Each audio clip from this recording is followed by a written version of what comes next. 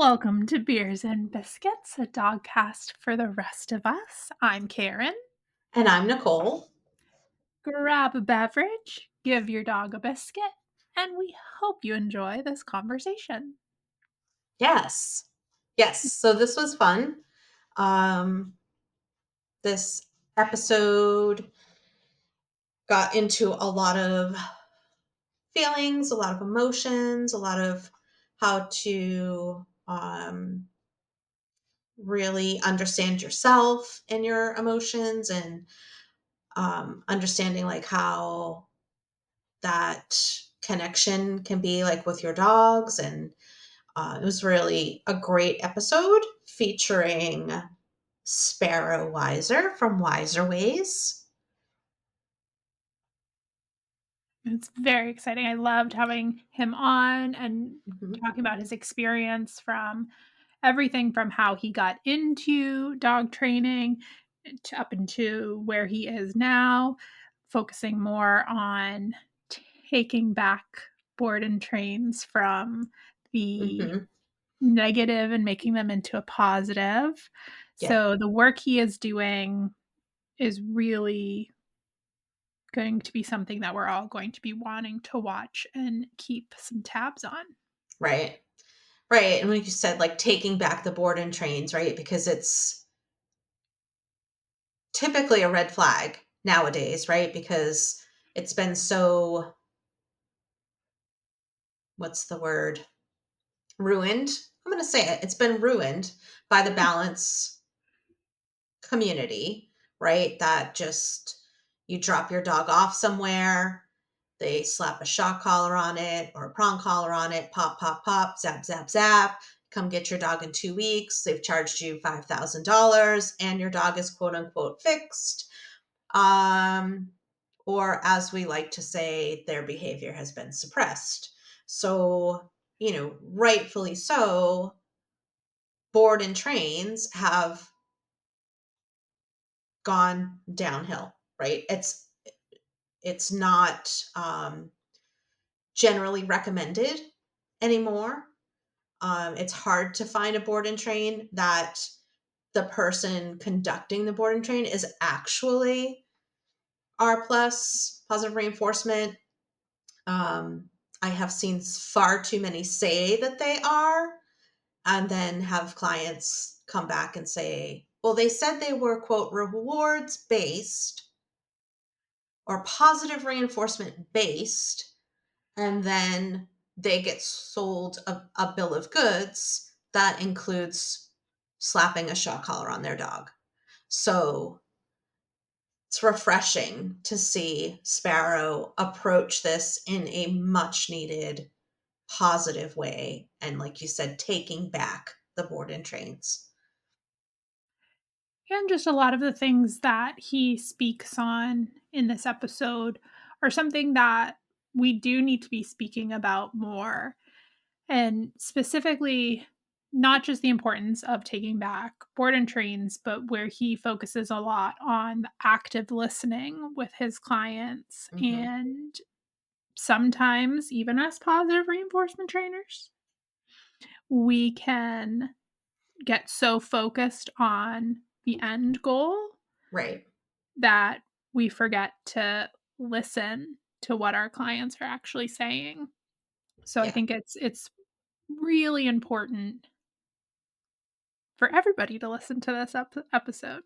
Yeah. Absolutely. If you work with dogs or if you have a dog and you're looking for somebody to work with, I think the things that we cover in this episode will be helpful for both ends of that or both sides of that relationship, I guess is a good way to put it.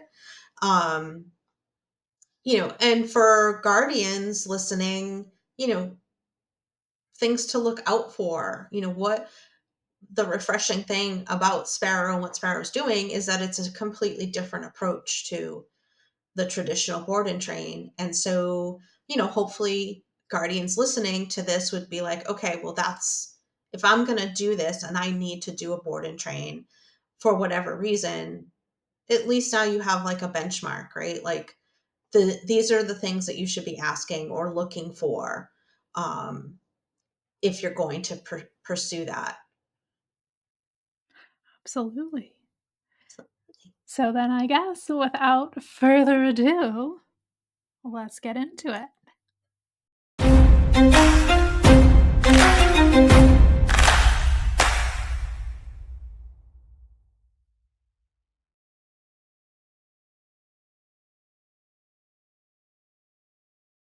I just was like so unenamored. Hi. Hello. Hi, did I just cut you guys off? Yeah, no, we were just talking about Just real light We were just talking conversation, about when I was in the police military. dogs, no big deal. Oh, okay. Yeah. Okay, I thought you were like in the middle of like a podcast, and I was like, oh, shit, No, sorry. I just started recording early. I don't even know if Karen knew, but I started recording early so I could get some of what we were talking about. Whoops. Got I it. think that's illegal. Yes. I think you're supposed to tell people you're recording their conversation. No, because we always miss this stuff. We always have That's such true. great conversations, That is true. and we forget to record. And then we're like, we should have recorded that. So, We're really great True that. podcasters. Yeah. Well, welcome. welcome. Hi, how are you? Good, how are you? Good. Good. Good. Burning question on both of our parts. Would you like to be referred to as Sparrow or Arrow? Sparrow's fine. Okay. Either is fine, but we can do we can just do Sparrow. Yeah. Okay. Yeah. We want to make sure I we're felt bad. Either's fine. Doesn't Okay. matter. Yeah. Yeah, I felt bad because I was like, oh no, the email says Arrow, and then I like, Yeah. your stuff says Sparrow, and I was like, oh no, did I completely fuck that up? No, don't worry about it. Yeah. Don't worry about it. we worry about these things. We did. Yeah. Yeah, you're totally fine. Yeah, you're totally fine. Wonderful. So then, other burning question is, I mean, I think either is just such a badass name. So Thank you. is that like given name or chosen name or Chosen name. awesome? Love it. Yeah. Yeah. Both of them. I was like, that's so cool. Like, Yeah. cool. Yeah. There's I'm so many just cool nicknames you can get from it. I know. The worst one that I have right now is Sperry. It's not. It's not Like the my favorite. shoes? Like I was Sparrow? gonna say like the shoes. My best friend calls me Sperry in public, everywhere. I'm just like, this is a bad one. No. Mm-mm. That name's so badass. Like, why mess with it? Why make it like so punky? Like it's just Yeah. not Right. good. Yeah, I agree. Right. I agree. Yeah, right. But it's stuck, and now other people are starting to call me it, and I'm like, let's not do that. It's okay. Well, thank you. Thank you for being here with us. Absolutely. And for Absolutely. kicking off our season 3 season. That was redundant. So happy to be here. We have no filter. Okay, me neither. Okay, perfect. Yeah, you're fine. At least I don't have. Karen's a little bit more filtered than me, but I have none. So Okay, yeah, you're good. You're good. If I don't want to answer something, I won't. perfect. Absolutely. Absolutely. Yeah. We've been trying for like season 2 and then coming up for this season 2 season also being a little bit more authentic versus sterile and trying to like cut a lot of stuff out and like really make it like a rigid podcast. So I feel that. yeah, so expect us to kind of wander and not You're have a fine. direction. I'm here Nicole, for I it. was also thinking we should have a competition this season. We should have people guess how many times you are going to say it's past my bedtime. Oh, we should. We should. I say that all the time. Wait, when is your bedtime? It's like Oh my 7. God. It's like Hey, 7. Hey, mine's 8:30. You get it. You guys is crazy. You guys Yeah. is You got crazy. Yeah, We're mine's good. 8:30. We're good. Like, Me, it's like 2:00 and I'm like, oh, damn, I should probably go to bed. Absolutely no, I not. feel that. Absolutely I not. feel that. No. I mean, what time do you wake up at? Me, I get up like 4 or 5. In the morning? Yeah. So what time do you go to bed at? Like 7. Okay, yeah, I feel that. What Yeah. time do you get up at, Nicole? usually like 7:30. Okay. That is my preferred. I'm a much nicer human being if I sleep past 7. But I have a tiny terrorist, Rosie, and she doesn't like sleep, so that's super fun. Gotta work. That was my next dog. question. Why are you up that early? Okay, Yeah. we answered that. Okay, Yeah. I'm up at like 6. That's better. So Even like, that- yeah, 8:30 is like go to bed, read for like an hour, get tired, and then like 9:30 is like go to sleep kind of thing. You know? Yeah, that would be nice. That would be nice. Yeah. Well, you have like 17 jobs, Nicole. So, That's all true. right, shall we? Okay. So, we typically like to start off with some icebreakers. Love it. We like to go hard with our icebreakers. Okay. So, What does that Nicole, mean? do I'm you want to scared. go first, or would you like me to I will go first. I wrote it down. Oof. All right. If you had to swap voices with any animal on the planet, which one would you choose and I why? thought you were going to say person, and I was like, Vin Diesel. But okay. Ooh. Okay. Animal. Mm-hmm. That's a hard one. It is. We don't matter. It We is. don't play with our icebreakers. Any animal. I don't know. Maybe a monkey. Okay. Yeah, I just like the idea of screaming really loud. For no reason. For no yeah, reason. like unfiltered. Just like Yeah. just screaming unfiltered at anything. That's funny. But then Yeah. what about Love it. hyenas with their... No, because okay. they can't climb trees. Like they get eaten too much. I'm not here for that. Oh, these are Like, good is it just reasons. Is it just my voice, or is it like am I being too? You know Just what I your mean? voice. Just your Oh, voice. okay. Yeah. No, I'm still gonna go with monkey. You, Karen, Yeah. what do you choose? Oh, well, to be perfectly honest, I went right to Timon and Pumbaa. I know that these are not real animals, but I was like, Okay. I feel like I identify with Pumbaa, so yeah, In what way? just Like how? Like how?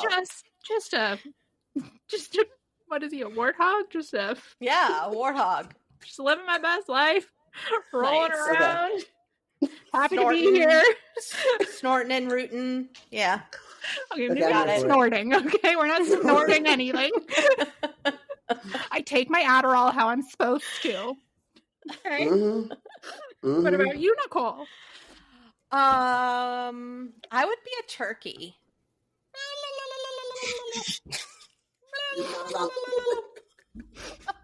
It's not around Thanksgiving though, right? No. Yeah. And those bitches are badass, let me tell you, having been chased by turkeys before. They don't play. I'm sorry. Can you just like give us a quick story about how you got chased by a turkey? Like, Dude, they're everywhere. They're Where? everywhere. where are you? I'm just south of Boston. Okay. Yeah. Okay. They're everywhere. Like literally everywhere. Okay. They're Yeah. there's so many turkeys. Like you're just walking a dog down the street and there's like, I don't even know what you call turkeys, like a gaggle of turkeys, I guess. And they're Are just you like serious? staring you down. They're like staring you hard. They're like, Oh, bitch, and they'll come walk down right here. into traffic, and then it's your Mhm. problem. Yep. I've never heard of that before. Oh, I've I'm seen I'm like googling what a group of turkeys. 1 is to called. 5 of them ever in my life. oh no. Don't come out Yeah. here then. No. It's a flock. They're mean. A flock of turkeys. That's so lame. They But should you know be what's some- really I was like, fun? why are crows a murder of crows and turkeys are just a flock? Like Okay, it because really crows are should be wicked a cool. murder of turkeys if you've ever seen any turkeys. Seriously. Yeah. I They know I probably literally shouldn't say chased this us. as like an animal advocate, but turkeys are really fun to tree because they can fly up into the trees. But then they kind of just fall out of the trees. They're totally fine when they land. Nobody get Oh, mad at me. Karen, we're good. This is getting reported to PETA now. Thank you. Wait. My bad. Now that we're on this topic, I'm gonna throw myself under the bus too. Yeah. When I went to the Florida Keys like 15 years ago, there was a lot of chicken there, and I was feeding them chicken, and they loved it. They do. They do. I know that's kind of messed up. but Cannibal chicken. Yeah. I did that. Wait. Nicole, didn't we talk about this in another podcast? Maybe. Oh, we I did. feel like we did. We did. Yes. Did you? Yes. I think we did, because I think I remember saying that my friend used to feed her chickens pork fried rice. I think, did we talk about that? I think we did. I feel like we Yeah. did. So you're not alone. You're not alone. Mm-mm. I mean, I was like No. my late teens. It is what it is. All right. Are you ready for your second icebreaker? I don't think this one is as hard. Okay, But I'm are ready. you ready? Yeah. What fictional family would you most like to join? The Wild Thornberries. Nice. Yeah. 100%. Nice. 100%. Yeah. I want to be Eliza. Okay. All right. Yeah. What about you? Nicole? That was super. That was so fast. That was like Yeah. So fast. I got it. we're I mean, been waiting for that question. I guess if I had to go like more like now, I would have to say like Schitt's Creek, probably like Ooh. the Shit family. Yeah. Schitt's Creek. I've never seen that show. I should. Oh probably my watch it. goodness. It's so good. You have to watch So it. good. Yeah, it's hilarious. But check if it I out. was gonna say like older, like Facts of Life. Oh yeah. Okay. Yes. Yeah. Okay. Okay. Yeah. I'm just trying to Okay. think back to like back in the day where I was like, oh, I wish this was my Back in your family. youth. I know, What right? about you, Karen? Adam's family all day long. Okay. Who would you want to Oh. be though? I would like to say I would want to be Morticia, but Okay. believe it or not, contrary to my social media presence, I am definitely more of a Wednesday Addams, and nope, not going to say that because then we'll probably get flagged. But I have rage. I have internal rage. Okay, so Wednesday. I feel that. Not the Okay. new one. Not in what's the show now? Wednesday. Oh, but like back in the day, Adam's family. Mm. You know. Okay. Ruthless Wednesday. Got it. Yes, exactly. Okay. Exactly. Okay. So you survived. That wasn't so You bad. survived. No, it was great. Was it? Fantastic. So, Karen, stop hitting your microphone. I'm I can gonna hear move it. I'm gonna move it. I'm sorry. I'm gonna pick it up just a little bit. Like boing She always yells at me for in that. my ear. Thank My you. apologies. I appreciate it. So Sparrow, welcome. Thank you. Tell us a little about yourself, what you do, like All right. how you got there. We probably should have started with that, but Yeah, here we probably. are. Yeah. All right. I'm Sparrow Weiser. I am a trans guy, a very proud trans guy, and I empower adventurous TLGBTQIA individuals and their allies to learn how to heal their dog's reactivity through decision making, problem solving, and just teaching people that the feelings on the inside manifest into the behaviors on the outside and not the opposite, because a lot of Thank you. people think it's the opposite. Yep. So that's what I do. That's my spiel. How did I get there? Okay, so I've always worked with dogs in some capacity, but officially about 7 or 8 years ago, I was working at this place in Syracuse, which was like a nonprofit for kids who were like abused and abandoned. And I was working with these kids, and every Saturday the dogs would come in, and these kids would turn into kids again, and they would like play with the dogs and like be on their backs and laugh. And I don't know, I just was like, I'm in the wrong field. Like, I like the kids and everything, but I was in the Right. wrong field. And then, I started learning about like dogs who were reactive, and I'm adopted. So when I was a kid, I was really reactive. So I feel like I understood them in a level that like was really deep. And we're just able to connect with them in like a spiritual level where I just understand in certain ways what they need and want, because I've, as a human, obviously been through similar situations and feelings, I guess. Right. Yeah. Here I am. And we're glad you're here. Thank you. I kind of feel like too, I've seen similar, not with myself, obviously, but when I did work with women in the women's prison, we had like a service dog program. And I feel like watching how like restorative that was for them, like being able to interact with a dog. I think a lot of people maybe miss sometimes that women that find themselves in that situation, there's a lot of stuff underneath the surface. There's a lot of, feelings of abandonment as a child, or just more things under the surface than they committed a crime and now they're in prison. Right. 100%. And so, yeah. And so I feel like watching how they interacted with the dogs and then doing a lot of like, more of like counseling type work with them, realizing, that it was helping to like heal some part of them, having this loving and honest and true relationship that maybe they had never gotten in their lives.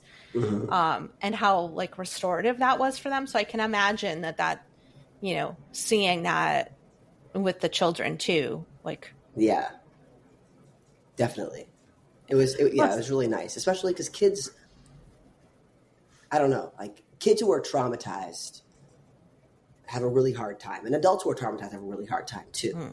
But unfortunately, the way that trauma works is that my ex-partner taught me this, is that like you stop learning or growing at the time that you were traumatized. Absolutely. And what I saw with these kids is that these dogs were really starting to heal them, like each week by week, and little pieces of trauma were kind of like shedding. And that was really cool to see. And like then they'd open up and be like, "Oh, I just remembered this, and I just remembered this," and like then you could talk about it, and like because they were able to be vulnerable in that moment. So that was really cool. Yeah. So how do you feel like transitioning? Sorry, Karen. No.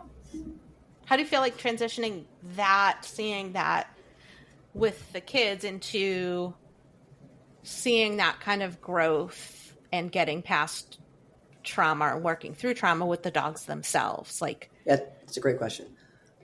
So, first of all, I always meet dogs where they're at. I never expect them to be anything less or more than whatever they are in that moment.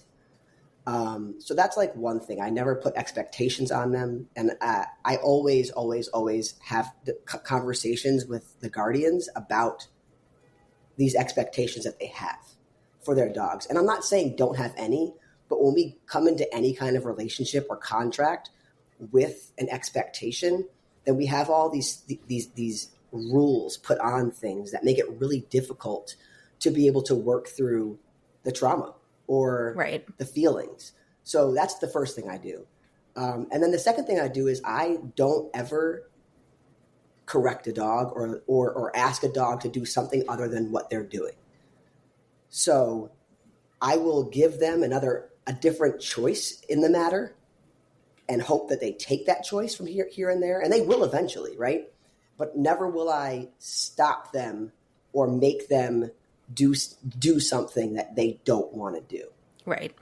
Yeah. And if for some reason, because I'm not perfect, they are reacting in under my training, we just take more distance, right? And we learn in that moment, cool, like that was an oops. Really sorry that happened to you. Let's take some time and decompress, and let's try it again in a different, a further margin than we were. And then also one of the most important parts for me is you ever heard of the wheel of emotions? Mm-hmm. So I use that with my clients. And when I'm working with them, I ask them, where are you right now on the wheel? Right. And why? Let's talk about why you're feeling this way and how these feelings right now and here can affect your relationship with your dog in this moment. Because getting them aware is super important when it comes to being able to work through any kind of trauma or any kind of behaviors or manifestations of behaviors in the long run. Right. Yeah. And then just consistency. I'm super vulnerable at all times because then it allows my clients to be vulnerable when they're ready. Right. Yeah. I think feel like- sometimes that's what's. You going? Go. I think that's sometimes what isn't talked about enough in this field is addressing the humans' emotions in it, because without addressing the humans' emotions, you can't truly help the dog at the other end of the leash because they're not going to ultimately change. So I think that's beautiful that you're incorporating that wheel of emotion into it. Thank you. I Yeah. appreciate it. Yeah, I think that's a big piece, and we talked about it last season too. A big piece that's often missing is that we don't approach the human side in this relationship in a way that's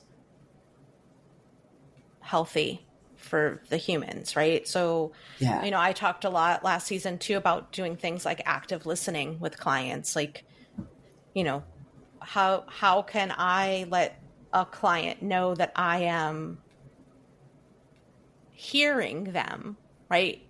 And we can listen, but I need them to know that I'm hearing them.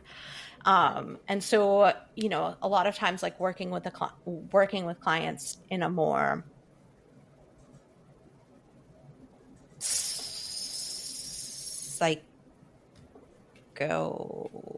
Analytical way, kind of. Psychoanalytical Yeah, way. Thank you. I feel you. Yeah, versus just I'm just going to sit there and take notes, right? Like I need to know like how this is.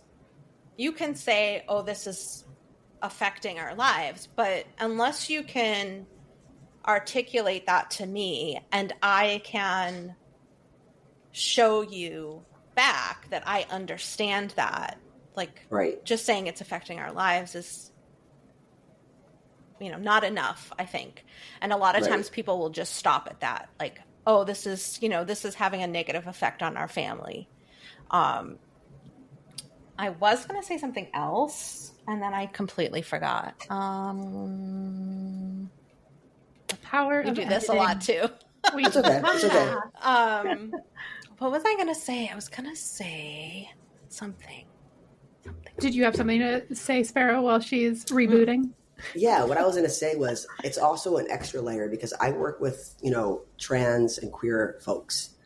And I work with a lot of people who, you know, are either coming out or are transitioning or have transitioned or don't have family support or don't feel comfortable going to other trainers because they get misgendered and they don't get their pronouns right and they ask inappropriate questions and all these things, you know. So I like to try my best to be as vulnerable as possible with my life and like my experience and make sure that, like you said, active listening and really paying attention to their body language and how they feel. Because a lot of people haven't been seen truly for who they are or like cared for in a way that they deserve to be cared for. So I really try my best to make it a space where they genuinely can like let down their guard if they want to, and can feel safer and more comfortable to work on their, like some of the traumas that they're experiencing too, that kind of like has a cord between them and their dog. Right. Yeah. I love that. Yeah. I think that's a huge piece that's missing. And I don't want to overstep, but I would think too that helps the dog as well, because if this person feels safer and they're going to be able to take in that information better and then in turn help their dog even more. I can't speak to their experience, but I would assume that is part of the puzzle you're putting together for them. Yeah. Right. Definitely. And like, as both of you know, you know, a lot of dog training is talking to the client. Like, yes, we're training, but once the dog knows how to make decisions and problem solve, you're kind of like watching the dog do this and also not wanting to pay 100% of the attention on the dog so they can understand things. So you're kind of talking to the client and you're kind of opening up with the client and they're opening up with you. And I think that's really beautiful when you form that relationship with that person where they feel comfortable enough to talk to you about things. Yeah. Yeah, absolutely. I think at the core of behavior change is we have to feel safe, and we have to feel heard, and we have to feel respected. And I think looking back at a lot of the things that I did wrong as a guardian, I really feel like came from a place that I necessarily wasn't feeling 100% safe in myself. Not admitting things like I had a really bad anger problem because I didn't feel safe enough to tell anybody, hey, look, I'm struggling with having absolutely no patience and flying off the handle and having this this response to things in my life. So why would I open up to somebody else that's supposed to be trying to help me if I don't feel safe enough to do that? And then if that is all kind of incorporated into how I'm dealing with or how I'm working with my animal, it's a big piece like that we have to attend to. Definitely. I agree. Thank you for sharing that. And I agree. I think it's also, and again, I don't want to ever overstep anything that I shouldn't, but I think it's so wonderful that we're having more and more representation of different trainers in the field, because I've personally worked with some transgender clients, and they've asked me questions that I don't think I'm qualified to answer. And this was years ago when there wasn't as much representation, but now I have people that I can send them to. And not that I don't want, I want to work with them. It's just I may not be the best person. So I think it's so wonderful that more and more people are feeling comfortable in this field to be who they are, be authentic, and do it in a positive way that's really helping move the field forward, but also help more and more people and their dogs. So I'm loving the direction this field is headed in. Same. And you're definitely not overstepping, so you're okay. Well, I always want to make sure that I'm being respectful of everything. And because I don't have the same life experiences as you or Nicole, I can't speak to them. So when Nicole's speaking about her experience in the past, I can do that active listening. But if somebody came to me and was trying to get help from me for this, I have to recognize that I may not be the best person. I can actively listen, I can be empathetic, but there's going to be another person out there that may be more helpful for them. And I think that's also important for trainers to realize, 100%. And behaviorists and everything. So, it doesn't say anything about that trainer's character that they're sending the client somewhere else. I think it speaks more to their character that they're willing to help their clients as best as humanly possible. Yeah, definitely. This also kind of made me think about something, talking about social media. My favorite. Your favorite. Yeah, my favorite too, yeah. I just, in the back of my mind as we're talking about this and really paying attention to the individual client, that person that we're all there for, whether we admit it or not. We wouldn't have jobs if it weren't for the people that needed help. We could still work with dogs. We'd all go to a shelter or whatever. But in terms of our jobs, we wouldn't be here without the people. And it just made me, this is how my brain works, but it just made me go back to, I have posted it several times, like, where's your videos? Like, you can't possibly be a trainer if you're not showing any videos. Yeah. And it just made me think about something that you were saying, Sparrow, about how personal this journey can be for a lot of people. And that's not my job to share that. Yeah. Especially in a large forum for everybody's consumption. Do you like run up against that a lot, where you feel like this might be something I could really share, but at the same time, like this isn't my story, so I'm not. Yeah, definitely. I am a consent-based person just in general. Like, I won't hug anybody unless I ask them if they're a hugger. So, like, whenever I'm a hugger for future reference. Okay. Love that. Me too. Bring it in. But yeah, whenever I go to a client's house, like on the consultation or whatever, I always say, hey, like, how do you feel about me taking videos? How do you feel about them going on social media? And if they say, yes, I'm fine with it, then I will take my phone out sometimes and I will say, hey, how do you feel about me videoing you? And how do you feel about it going on social media? And some clients are like, yeah, do it. Some clients are like, I don't want you to do that, but you could take the video and send it to me. And I'm fine with that. The thing is, I think that a lot of the public wants to see this, but like you said, them go from reactive to not reactive.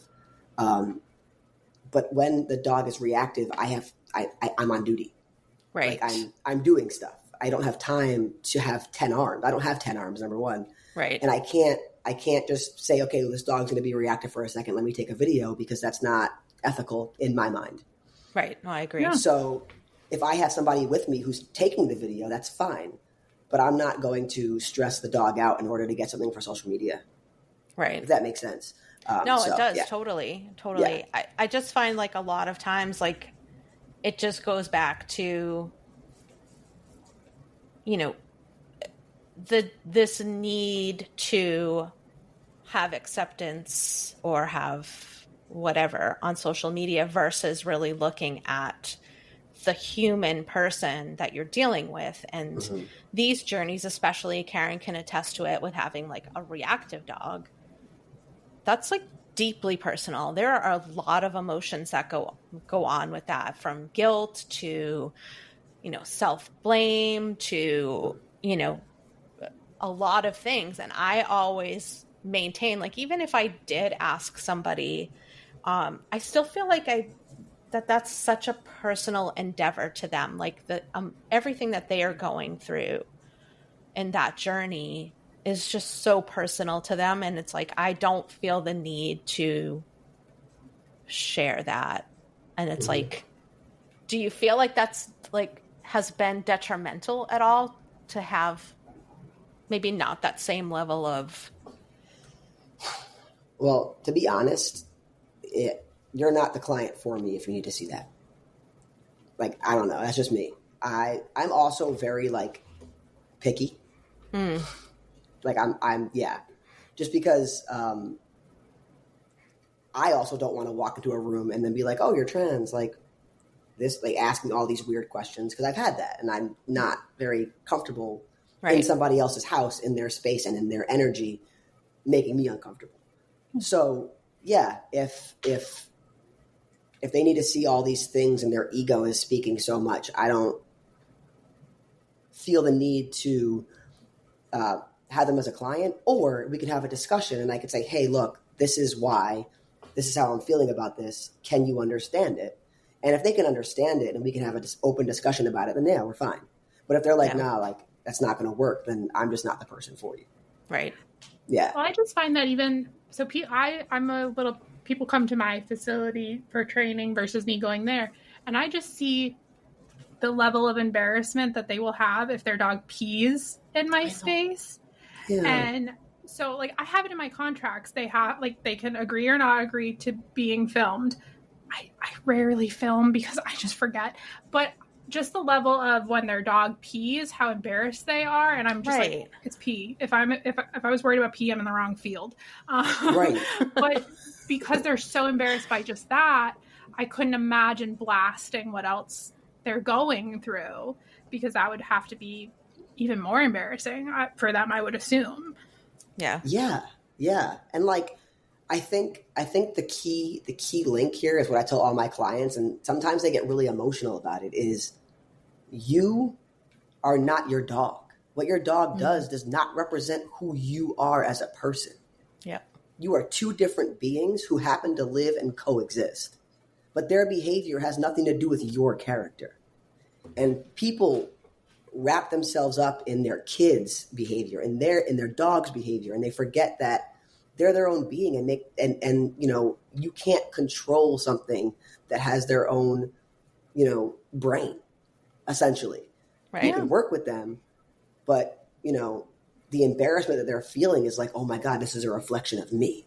Right. Yeah. Yeah. And it's not. No. And some people are going to think it is, and they're just not the people for you. Exactly. You know? That's true. That's true. Yeah. Yeah. So I think, and we can always come back to this bad boy, but I think this kind of leads me to what we were talking about through emails and such, where we are so centered on the human aspect of it, because that is so important, but we are dog trainers at the end of the day. Mm-hmm. You have recently kind of changed your business around a little bit, and you are now focusing more on board and trains. And I was hoping you might be willing to speak on that a little. Yeah. So I still do go to people's houses, and I still do that. But I do puppy board and train. And the main reason... Bless you. Yeah. Talking about pee. Yeah. But the main reason why I do it is because there are people out there who are great dog parents. They're great dog parents, and they want a puppy, and they want the puppy in their family. They just don't have either the patience at the time, or the energy to do it. Right. And I feel like having somebody who has the patience, time, and energy to do it, number one, will help reduce the dog's reactivity. So I'm being proactive when it comes to reactivity.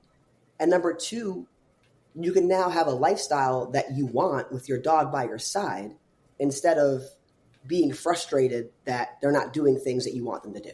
Right. You know what I mean? Absolutely. And I did it because there are not that many positive reinforcement board and trainers. Like, there just aren't. Right. And people who want positive reinforcement deserve board and train facilities too. So I do that. I also offer an all-inclusive package, which is like I fly to your house wherever you live for 2.5 days, and we kind of do like 6 hours of training a day with breaks, and go over the things that you need to do to kickstart everything, and then I see you for 2 months virtually. But that's awesome. So those are the two main things that I'm doing right now, and they're fun. They're fun. I was reading that on your website, and I was like, now when I don't like to fly, but I was like, no, damn, me either. I might want to do that, but I don't, because I don't want to get on a plane. But I was like, that's so cool. That's a really good service. Yeah. I love flying. So, oh, well, show off. But I mean, I think, yeah, neither one of us. That's why I bought an RV, because I don't want to fly. But I think Karen and I were kind of talking a little bit in kind of prep, is that there are a lot of, I mean, and I'll be honest, like if somebody on the interwebs is like, I do board and train, it's like an immediate red flag, right? So that's just kind of, I think, because of how it has always been done, that we are starting to like consider that as a detriment in training, right? Yeah. So I guess, so for you, what are you doing differently from what somebody might expect before? Well, first thing I want to say, I want to put myself under the bus one more time, that about a year ago, I wrote a post about red flags and dog training, and board and train was one of them, which is hilarious. Anyway, so I only take 1 to 2 puppies at a time, mainly one. And the first essentially what I do is I stick to the person's schedule and their routine. Okay. So if they wake up at 5 a.m., I'm up at 5 a.m., right? If they leave the house and do certain activities, I will not leave a puppy alone for more than 2 hours. But if they leave the house, let's say, and they're like, my puppy's having separation anxiety, I need help with this, I will leave at the time that they leave. And obviously work on it, right? Like work on being able to leave at that time, slowly but surely, until we work up to the time that we need to. But also, I make sure that, you know, the puppy is able to work at their pace, but also fit into their lifestyle. Everything is positive reinforcement. At no point in time am I touching or correcting or yelling at any puppy. And my favorite thing to do for board and train is teach puppies how to be hikers.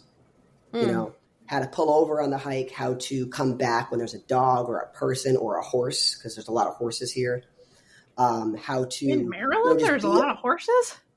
Yeah, people walk their horses on hiking paths all the time. Yeah, I mean, I've been there multiple times, but I just didn't. Maryland is a lot more than just Baltimore, Karen. Well, like it's a lot of. It's very rural. I've been to other parts. Yeah, Thank I love you very Maryland. much. I love Maryland. I've been around. I just wasn't expecting horses, like a lot of horses. Yeah, no, there's a good amount of them. Yeah, and so I really enjoy. I really enjoy the clients who want to take their dogs on adventures and teaching these dogs how to be an adventure buddy in general. But also, you know, the normal sit down, come stay, leave it, drop it, but not in the obedience lens, in the decision making and problem solving lens. And then, you know, the biggest things are that I take mainly one. So your dog is getting all the attention and they're in my house. They're not somewhere else. And it's a lot of fun. I have a good time doing it. Like waking up every 2 hours for like a really young puppy is not like the most fun. No, but you don't want to do that. You know. Yeah. I mean, I think that because I used to do that. I used to do board and trains for way long time ago for the Humane Society. Basically, they'd be like, okay, this dog is just not having it in here. And I would take the dog and work on them at home. Right. But it always seemed to me that the other people that were doing it, there was like a real lack of like transparency. The aversive trainers, just say it, Nicole. The aversive trainers, right? The balance trainers. I don't want to call anybody trash. I take that back. I apologize. Karen, reel it in, Karen. Wednesday just came out there. Yep. Okay. I like to think so. I mean, I really hope that one day when you come to Baltimore, you hit me up. I know. I was so disappointed the last time I was there. We just got so stacked so fast. But I tend to go every down. That was a really good sentence. I tend to go down every other year to see my friends down there. So not this year, but maybe next year. Or if you ever want to come hike the White Mountains. I mean, I'm going on a 15 national park trip in September. Oh, how fantastic. Where do you live? I live basically at the base of Mount Washington in New Hampshire. So I'm in the White Mountains. I wonder if I'll be there. But I would love to hike the White Mountains. Oh my God, yeah, they're amazing. You'll probably be more over towards, I think, Arcadia in Maine? That's if you're coming up the East Coast, that's one of the national parks. We're doing Midwest. We're doing Midwest, I think. Yeah. And California and Arizona. I don't really know. We're doing all that spots. I've gone across country 4 times. Glacier National Park was my favorite. So if you got all the way up there, 10 out of 10 recommend that. And then obviously you got to see the redwoods in Arizona. I've seen them. They're beautiful. Okay. All right. I've never driven cross country before, though. This is my first time ever. Take all the time and stop. The last time my husband, he did on his own. I couldn't make it, unfortunately, but he did most of Route 66 coming back. And that was really cool. I mean, it'll take forever, but you're going to have so much fun. Are you like... I mean, we're going for 2.5 weeks. Oh, yeah. So, yeah. Are you like driving out and then driving back or driving out, flying back? Okay. But like the great thing is my friend loves to drive. So he's going to drive the whole thing. That's perfect. Which makes my day awesome because I do not like driving. So, okay, I'll drive. You can fly. We'll meet somewhere. It'll be fine. There you go. Yeah. Yeah, I flew to India in February. I know. So That if I can fly to India, I can fly anywhere. Yeah. Yeah, that was 20 hours. So. Oh my gosh. Well, if you're ever up this way, let's go hiking because the White Mountains are. I would love it. There's nothing. I would like love it. to. Cool. Nothing like it. Thank you for letting me charge my computer. No, sorry, you've got to unplug it now. I know, right? All right, sorry for cutting you off mid-sentence. I don't even know what we were talking about. We're talking about aversive trainers and how they're fucked up. Oh, yes. I like the commitment. So they're talking about like the red flags and stuff about why people have an aversion to board and trains a lot is that there's a lack of transparency. Yes. A lot of times, right? Like we often, when we see these things in the news about facilities having issues or getting shut down or whatever, they're usually board and train facilities, right? So, so for you, like, what does that transparency look like for you in terms of, you know, relaying the training to the client and kind of having, you know, drawing them in? Okay. Yeah. Okay. Great question. So the way my process works is the first thing is they reach out to me. The second thing is I go to their house, meet them and their dog, understand their routine. If we vibe and they like me and I like them, then they come to my house. And they have a walk through my house. The puppies stay in a really nice room. It's like the main bedroom. And there's a really nice crate in there. If they are crate trained, there's also a bed in there and there's like other stuff. And they see that room, and they walk around. They see my backyard. They walk around my neighborhood, and they see if they're comfortable, if they feel safe, if they feel safe with their puppy there. Their puppy meets my dog because that is really important. That's another reason why I do puppies only. And if they feel comfortable, then we proceed. If they don't feel comfortable, then we talk about it and see why they don't feel comfortable and what I can do to accommodate that. And if I can't accommodate that, then it's okay. Yeah. Yeah. Have you ever had to turn somebody away that you didn't feel comfortable with having their dog stay there? I've had people ask me if their reactive dog can be board and trained. And I had to say no. Yeah. Just because, you know, this is my dog's house. He is very dog friendly and he's good with rats. He's good with everything, you know, he just like lays there and watches, but I want to make sure he feels safe. Right. So it's why I make sure that like, you know, it's usually young puppies, and such. Well, and that goes back to what you were originally talking about and that emotions and everybody needs to feel safe. And it's not just about your clients and your client's dog. It's about the immediate people in your household as well. They have to feel safe. They have to want to be a part of this because that's the only way it will work. So you're really living the philosophy. You're not just preaching a philosophy. Yeah, I really try to not preach things that I don't live. Yeah. I really try.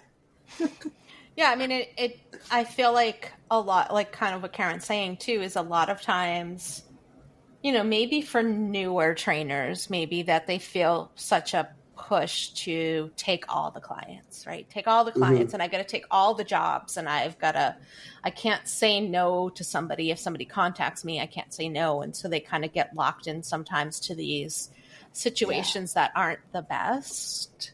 Yeah. You know, I just think of it like I took a foster dog that I was told was okay with cats, but wasn't actually okay with cats. Fun. Yeah.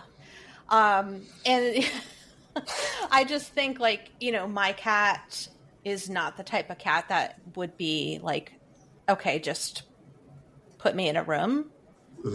And he really likes dogs. And so me making the decision of this is not a dog I can keep having in my home wasn't necessarily for the dog. It was for my cat, right? Like, so I couldn't continue to keep stressing my cat out that really loves dogs and wants to be incorporated and wants to, be part of everything.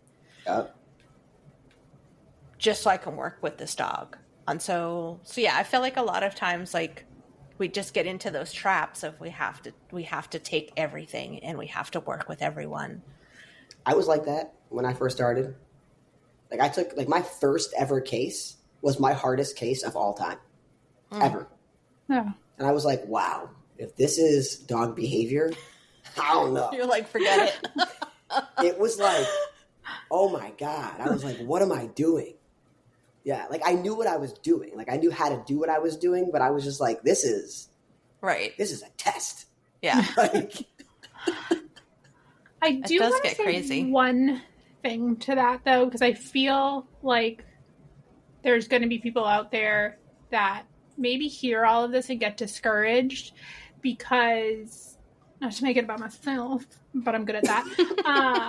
I personally, I get a lot of backlash on social media about bringing Rosie into my home with a reactive dog and her living under occasionally mild amounts of stress.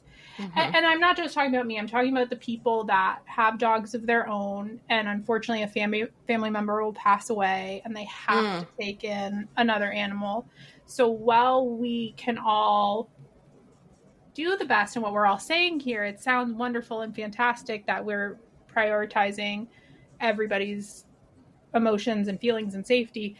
Sometimes that's not always possible. So I just want to say that for anybody listening, that if you are that person who has a dog that you didn't necessarily plan on, there's no other option. You're not doing anything wrong. There's help for you out there. We're not just saying you shouldn't have taken the dog, but not at all. Not at all. Just know. I just wanted to throw that out there because it's definitely a privilege to be able to say no. Yes, very and much. I can recognize that privilege that I do have, and understand that not everyone has that. And also, some people, like, I work with some people and they're like, I don't want to give this dog up. Like, I want this dog. I want this dog to work with me. I know there's a lot going on. Can you help me? And I'm like, absolutely. Right. Like, absolutely. Yeah.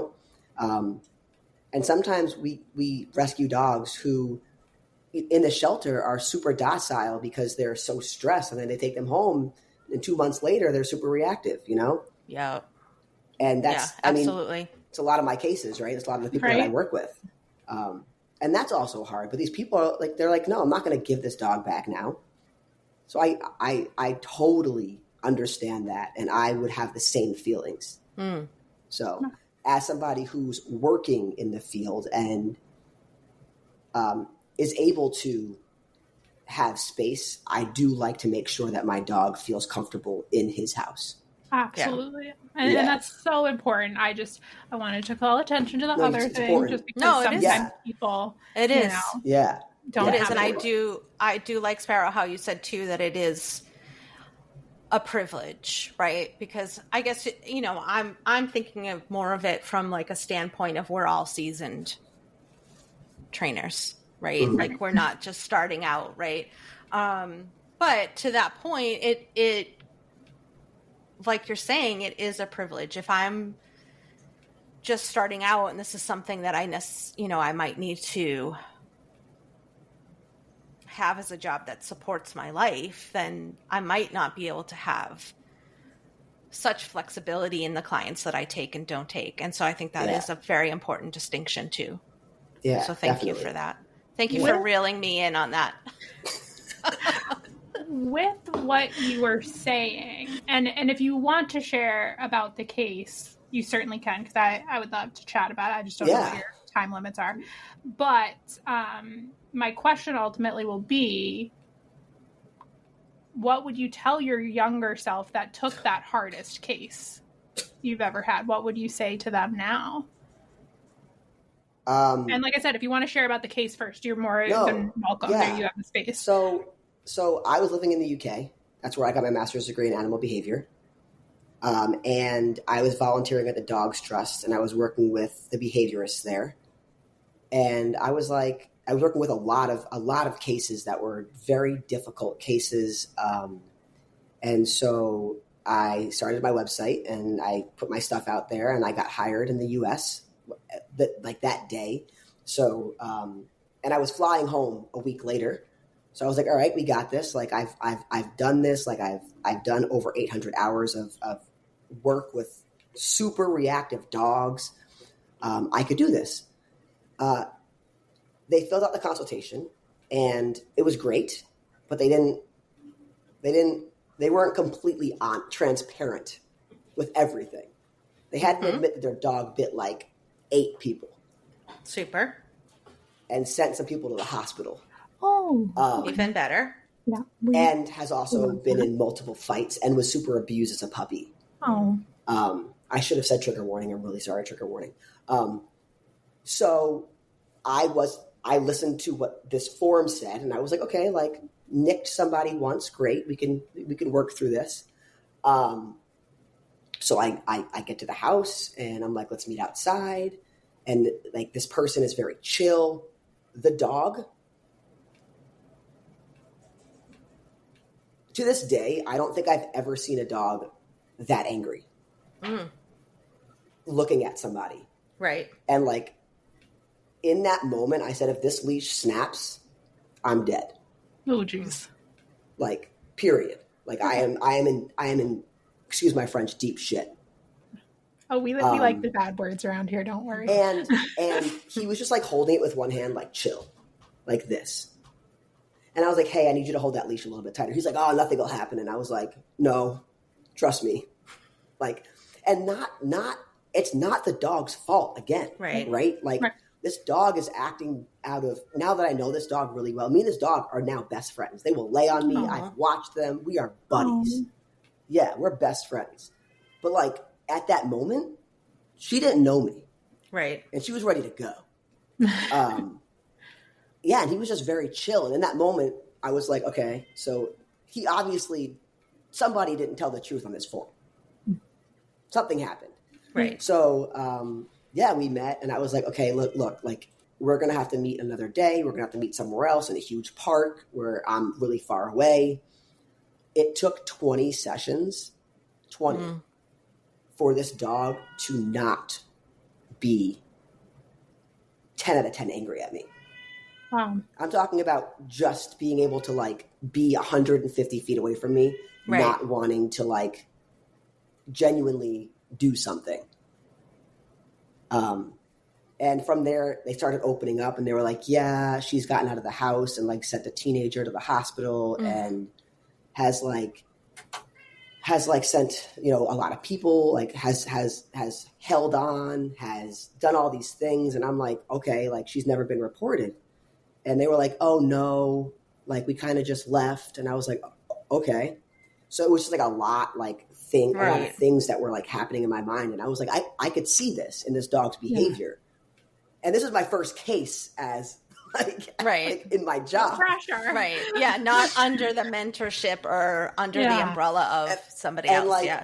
And it's not that I didn't know what I was doing. Right. It's just that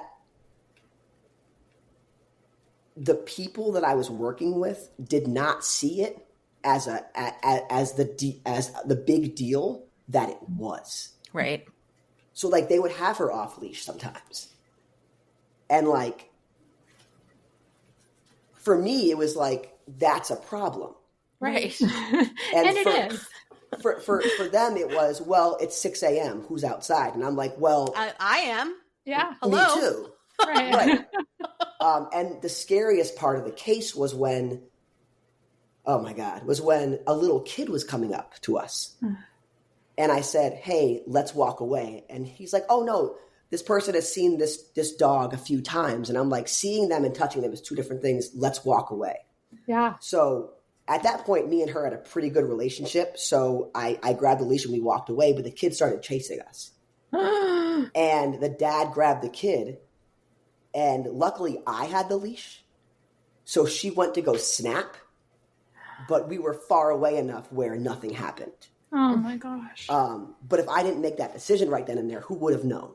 Right. So that's kind of like what I was working with. She's not reactive for the most part. I would say 90% not reactive. Still needs to meet people, you know, like I would say like they go to the backyard. She meets them in the backyard. They're fine. But she is not an off-leash dog. Right. So that was my first case. What was the question again? I'm sorry. What would you tell your younger self? What I would tell my younger self was that, first of all, you don't need to put so much pressure on yourself. Like, you know what you're doing, even when you first started out. Like, you know what you're doing. You got this. The second thing I would say is you needed to sit down with these people and have a deep conversation about their viewpoints of dog training, their relationship with each other, and really start to unpack the privilege that they have and how they abuse it. Yeah. And that's what I would say. I would say to myself, because I did the things that needed to be done, but I definitely had imposter syndrome because who wouldn't? Right. As their first case. Right. Out. So what would you say was your breakthrough on that case? Like On that case? Yeah. Was I'm doing my best. I hope they want to meet me back halfway. And if they don't, that's not my problem. Yeah. Because you can't make anybody meet you halfway. You can just hope that they want to. Right. So my breakthrough was when they stopped letting the dog off leash. Nice. Like, I was like, great. Yay. Right. Yay. I mean, it took a dog fight. For it to stop. Yeah. I wasn't there, obviously. It was caught on like those cameras. Yeah. And they were like, "Oh, maybe we should stop doing that." And I was like, "I mean, I guess." Like, But that's something I think that all sorry, I didn't mean to cut you off. no, you're good. That all starting out dog trainers need to hear that it's not just about the dog. You may know what Right. you're doing, but you've got to recognize the other end of the leash as well. Right. Yeah, I think I worked with them for 2 years. Wow. Because, you know, like as I had described to you how reactive this dog was, it took a long time, especially with humans who just were not taking it at the level of seriousness that it was. Right. It took a long time. And for new dog trainers who do have these cases, just remember that, like, if you don't feel like you're being valued or you don't feel like you're being heard, it is okay to refer them to somebody else. Yeah. Like, it is so okay. I did not do that because where I lived, there wasn't a lot. Like, I think that I was one of 2 positive reinforcement trainers in that city. And also, I felt like I could handle it. Whereas maybe I don't know. Looking back, I don't know. But I think kudos goes out to both you and the owners, regardless of how long it took or what looking back we should have done. But to stay the course for that long for both you and the client, that's a huge commitment. And I think that deserves kudos. I was really proud of them because they really, really started to understand. Like, they really started to understand what was happening, how their dog was changing, how they were changing with their dog. The beginning was rough. Like, let's just be honest. But a lot of the beginnings of things are rough when we hire somebody and they're like, no, my dog's fine. But then the professional comes in, and not in a rude way, but it's just like, hey, like, this is what I'm seeing. Right. It's hard to admit it sometimes. It's hard to admit that. And, you know, so they did great. But I think you also need to be proud too. And I appreciate that you're giving your clients all the support and love and praise here. But it also You need to be proud because, yes, they are changing and they're learning and they're seeing things, but you are helping to facilitate that. So you have to be proud of your role in that as well. And all trainers should. Let's not all get inflated egos and start, doing weird things, but we have to also be proud of the work. We need to add a disclaimer to that. Right. Don't look for the toughest case in the world. Right. And don't start wearing matching tracksuits while doing it. Don't do that. Don't do that. It's funny that we got to this point in the conversation because I actually did get somebody that submitted a question for you. Okay. And it actually has to do with what we're talking about. Really? Right what is now. That? Yes. So, shout out to Angela, who's a friend of mine, a fellow dog trainer. The question was basically, because I didn't save it, so bad on me. But basically, how do you deal with, Is that Huckleberry? No, that was bigger. That was bigger. How do you deal with clients who don't understand or are giving you something different than what their dog's behavior actually is? And so the example that we talked about, her and I talked about, was oh, my dog's just being protective, or my dog is stubborn, or oh, my dog is actually friendly, but how do you help them reconcile maybe that's not really what's going on here? Yeah. So when I train, the first thing that I try my best not to do is tell anybody anything. Because I've learned through experiences, it does not work. It puts people on edge and on defense. Right. So I get curious. I get really curious with people. And I'm like, what makes you feel this way? And they'll say, well, because this, this, and this. And I said, okay, what makes you feel that these behaviors are directly linked to this? I was like, is it experiences that you've experienced? Or is it genuinely looking at the dog and seeing what the dog is experiencing? Right. And a lot of the times it's, oh, well, I felt this way before.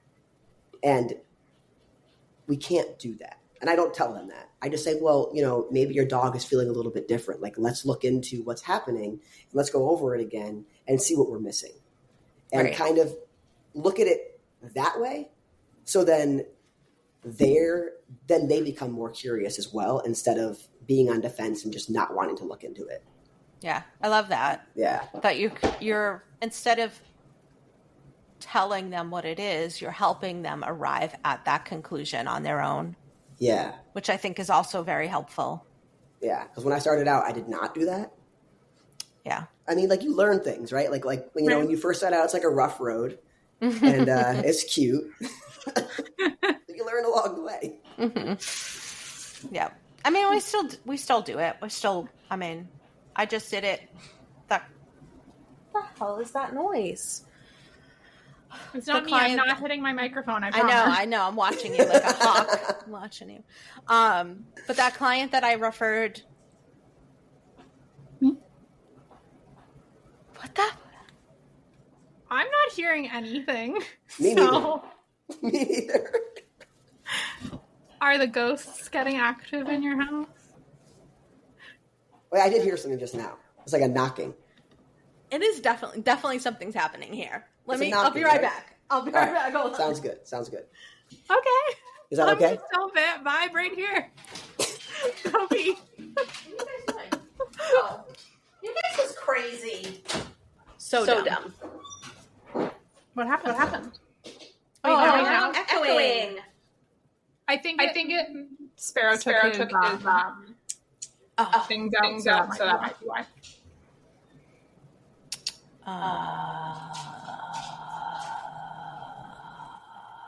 Is that better? Can you hear me? Okay. It was Peter playing with his bone, and he was dropping it on the floor and playing with it. I didn't hear a dang thing. I'm going to stand up. No, it sounded like it was literally underneath my chair. And that's why I was like, well, is the cat in here? What's going on? Well, that's why I was like, wait, is that what's going on? It is 7 million degrees here, and we don't have air conditioning, and I'm dying. I'm dying. It's 7 million Thank degrees. you so much. Yeah. You're welcome. I hope it was good for you. So good. I drink way too much water. I drink enough water, but I have to pee every freaking 30 seconds. I mean, this is my water bottle, and this is number 2 of the day, so I get it. Yeah. Oh, it's ridiculous. Where were we? We just finished talking about, Yes. Well, we were in the middle of talking about. God, you've got to be here for everyone, Sparrow, because I... Yeah, we can't keep track of each other. So I just, speaking of like doing something wrong, like what you're saying, I completely did. This client that called and I referred them to Karen, the first thing kind of out of his mouth was like, I've protection trained my German Shepherd and she's great when we're out on a walk and she, my wife doesn't feel safe. She'll just go after people because she's so protective. And I'm like, okay, well, how about no? And, so he did call me, by the way. So. He did? Okay. So it wasn't so horrible then. I felt so bad after. I was like, this guy's never going to call Karen.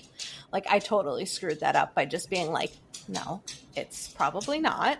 But I'm glad he called you. Yes. Yeah. Awesome. But, we do. We still make mistakes. Yeah. I still make mistakes all the time. But I think that's part of growing, too, is that it's okay to make mistakes every now and then because that's how you grow. And I tell people all the time, like, I want you to pick apart what I'm doing and what I'm saying, because if you don't, then I have no way of learning and growing from that. Yeah. And so I think questions about like what we would tell our younger selves, or like what, if you were going to take that case right now today, what would I do differently, or how would I have handled that differently? And I think those are really good questions for us. Yeah. We would have had a really long meeting with just people. Yeah. And that's okay. That's okay. There's nothing wrong with that, But like being on the same page is so important, or else training is just not going to be a thing. Right. Yeah. And people don't realize, I'm not talking about like everybody as sweeping people, but like a lot of the times people don't realize how much vulnerability and effort and care actually really comes into training. They're like, oh, I need my dog trained. Let me just hire somebody. But it's like, no, like it's a lot, and it's a lot of care, and it's a lot of like, when you do it in the way that like with positive reinforcement, it's a lot of care, and it's a lot of like truly trying to understand your dog and yourself. Right. It's a lot of energy. I'm loving for everybody. The little tail. We're loving watching the dog tail. Yeah. The dog tail in the background. So I guess that leads me to another question, though. Like, not that you have to deal with this at all, because none of us have to deal with it. But, then how do we deal with that other side of this training coin, where somebody's like, oh, well, you worked with them for 2 years. Like, why didn't you just put an e-collar on them and, you could have fixed that in a weekend? It's a great question. And the answer to that great question is, I believe in working on the emotions that are manifesting behaviors. And I believe in growing confidence and going into the deep parts of the dog that they are even scared to tap into sometimes. And I think that in order for a dog to truly be free, they have to feel like they can do it. Right. And when we just slap a shock collar on the dog, we're like, well, what we're saying is your emotions aren't important. I need you to look good right now because I need to be seen as a good guardian, and you're making me look bad is what comes to mind. Or your behavior is inconvenient. Your behavior is inconvenient for me. Therefore, you're inconvenient. Yeah. Your emotions, your emotional well-being is also inconvenient. Yeah. And that's just not how I live my life, period. Like, the way I work with dogs is the way interact with humans and everything, right? Like everything deserves to be heard and cared for and loved. So like, why would I do that to a dog? Like, it doesn't make any sense to me. Can you say that again? To know that those were such profound answers to somebody saying, well, why did you do this for 2 years? When my brain, honest to God, and I would never actually say this on social media or to somebody, but my brain immediately was like, get fucked. That would be my answer to you. It takes. Whereas I would say that, yeah. And people have these beautiful answers, like, oh. But like the amount of times that I've been working with dogs and like I was Dyson. I was living in Syracuse and I was working with dogs. People would like walk by, they'd be like, why are you training that dog? Just put a shock collar on him. And I'd be like, well, because I don't want the dog to have an invisible leash. I want the dog to actually be able to understand what we want and be able to explore the world around them without being scared all the time. Yeah. But the dog looks happy. That's my favorite. Well, the dog looks happy. And I was like, well, the dog, yes, because you're catching it in a moment where it's not actively getting shocked. So also, like, my favorite one is, well, the tail is wagging. And I'm like, I smile when I'm uncomfortable. Does that mean I'm happy?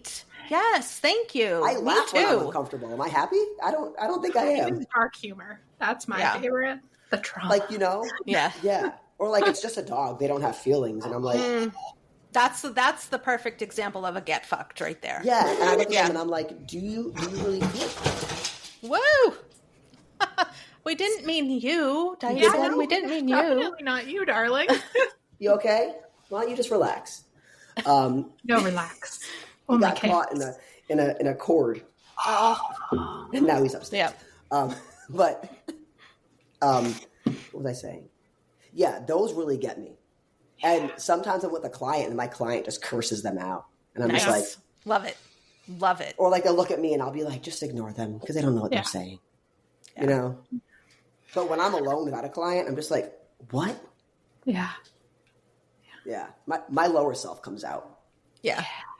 Yeah. I don't know if you've seen my Instagram. I try to be my higher self, like, a lot. Yeah. But sometimes, yeah. Sparrow just comes out. I just have no filter ever. Like my filter died. Nobody wants the lower Karen to come out. I won't be asking for the manager. I will just be burning the place to the ground. You're dead, and your name is Karen, so that's really funny you say it like that. Exactly.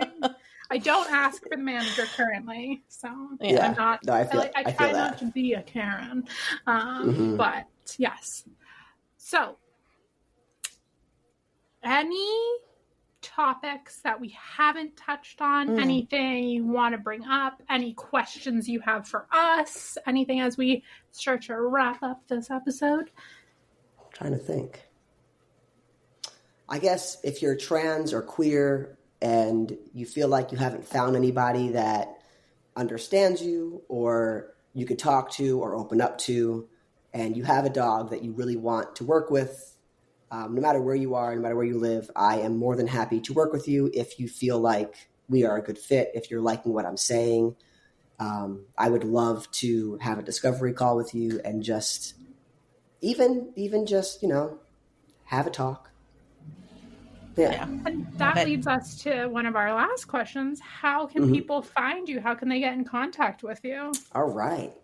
On Instagram, it's at Weiserways, WEISERWAYS. My email is long, and it's arrow, ARROW, at weiserwaystraining.com. Awesome. And all of that information will also be in the show notes, so people can get it that way. Any questions for us? Anything? We should technically stop recording if you want, but what made you guys start this podcast? We have a lot to say. Yeah. But I think from my side, we had a lot to say, and we always will have a lot to say.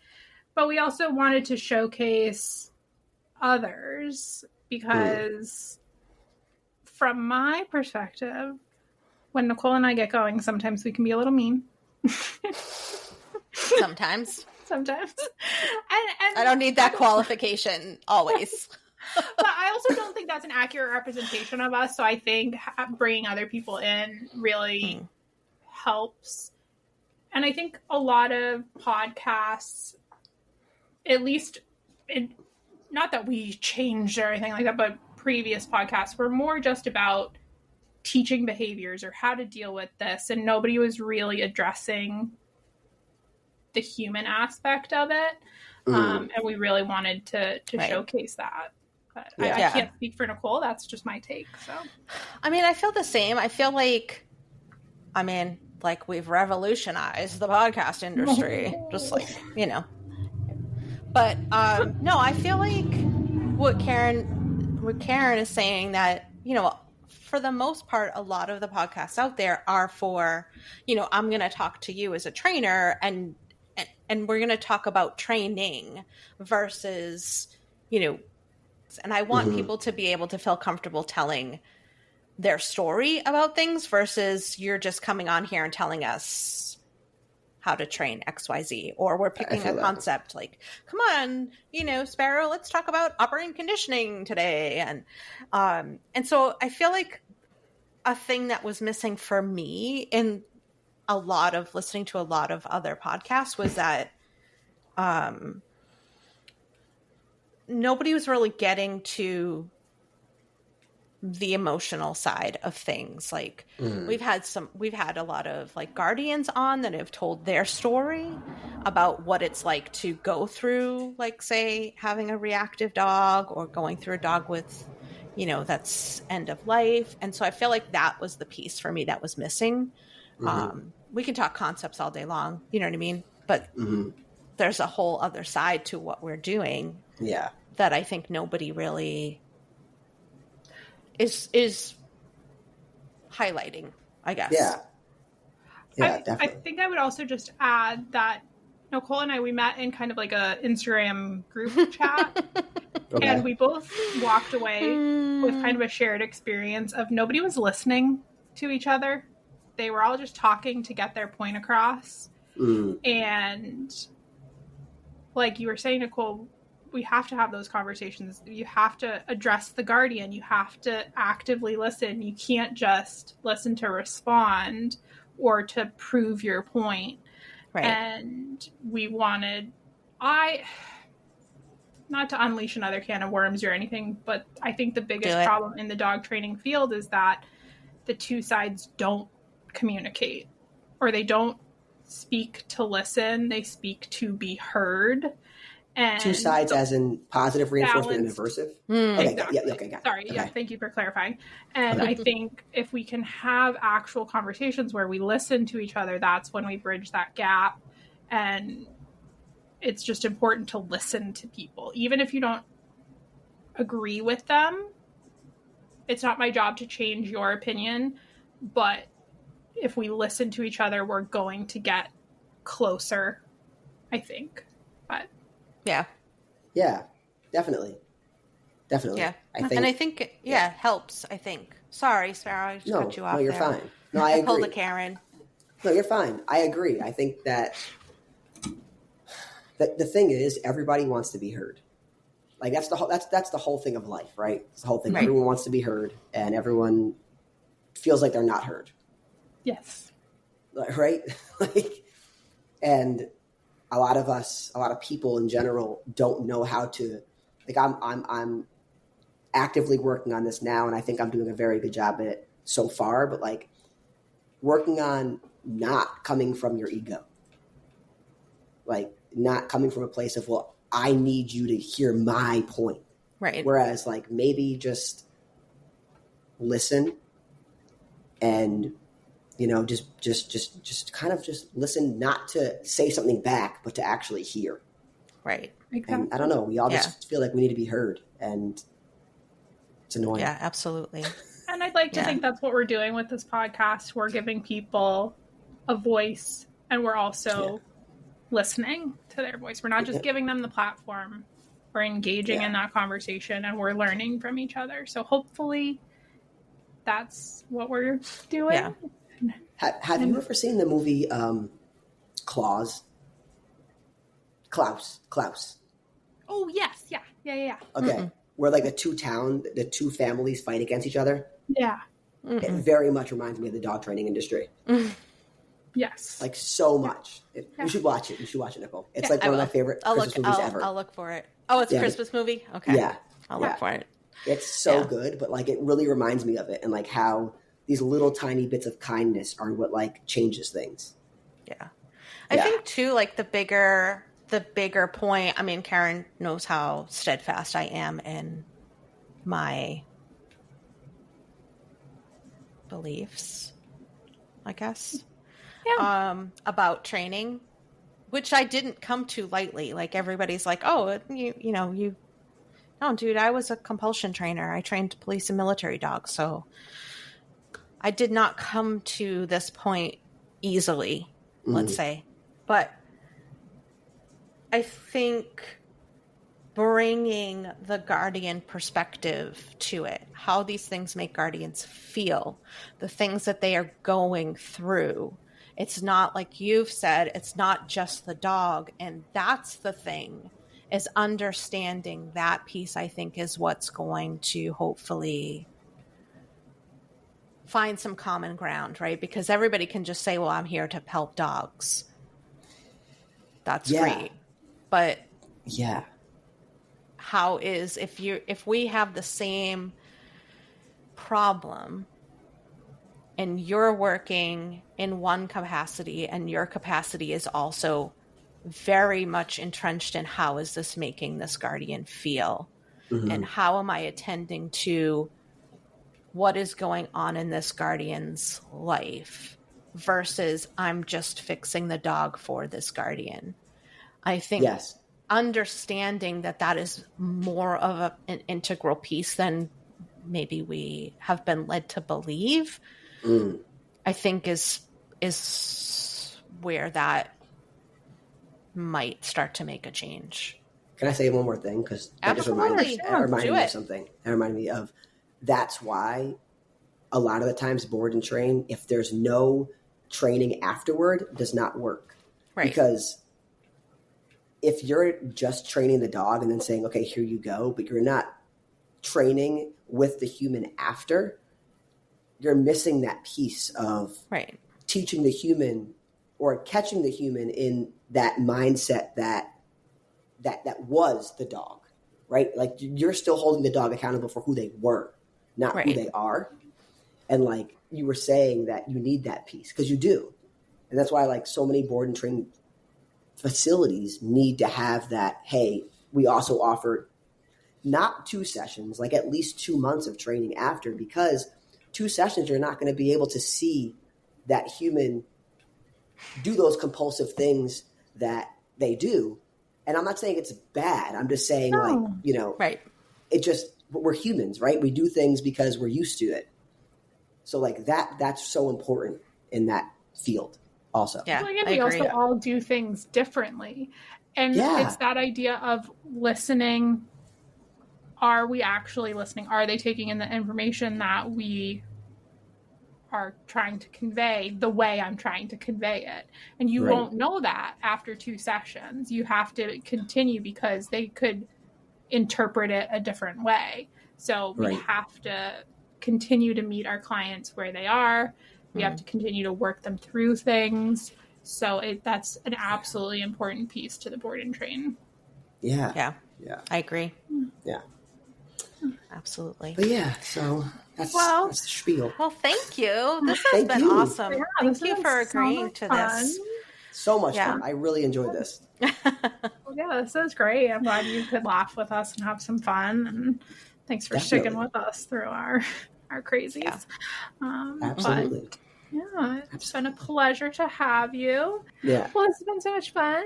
Say hello to everyone for me, or for us, I should say. And the next time I'm down in Baltimore, you, me, and the significant other. I'm going right by there, by the way. I go down that way all the time. Come visit. It's like my hang. We can get some coffee. I go down there all the time. Yeah. Hit me all up. right, I'm jumping in the RV with you then, Nicole. Let's go. There's no rub. Okay, I will. I find my own way to Baltimore. I'm just kidding. You're always welcome, Karen. Wait, Nicole, what did you say? What did you say? I said there's no room. In an RV? That's hilarious. Yeah. It's like, there's no room. Right There's no there. room. Thanks, Nicole. Yeah. You're welcome. Strap myself to the roof. Yeah. I was like, I purposely got one with only one bed for a reason. Did you though? Huh? Did you though? Yeah. No. I mean, it does technically have a second bed, but who wants to sleep on top of a dining table, really? I mean, give me enough tequila and I'll sleep anywhere. So It's true. I don't doubt that. Well, next time you come, shoot me an Instagram message. I will be more than happy to hang out with you. That'd be wonderful. Yeah. That would be fun. That would be super It would be fun. fun. It'd be very fun. Enjoy your evening. It's still light out, which is so nice. Yep. Thank you. Yeah. And we'll talk soon, definitely. Wonderful. I like you guys. You guys seem fun. Like you too. Yeah. Fantastic. All right, everybody, go to bed. It's almost our bedtime. I know it's Karen's bedtime. Bye. Bye, guys. Okay, Yes, bye. one. We got one. Karen, do you want to take us home? Of course I do. Thank you all so much for listening to this episode of Beers and Biscuits, Season 3. We're doing it. Here we are. We're doing the damn thing. That's so cheesy. But don't forget to give your dog a biscuit from us, and we will see you next time.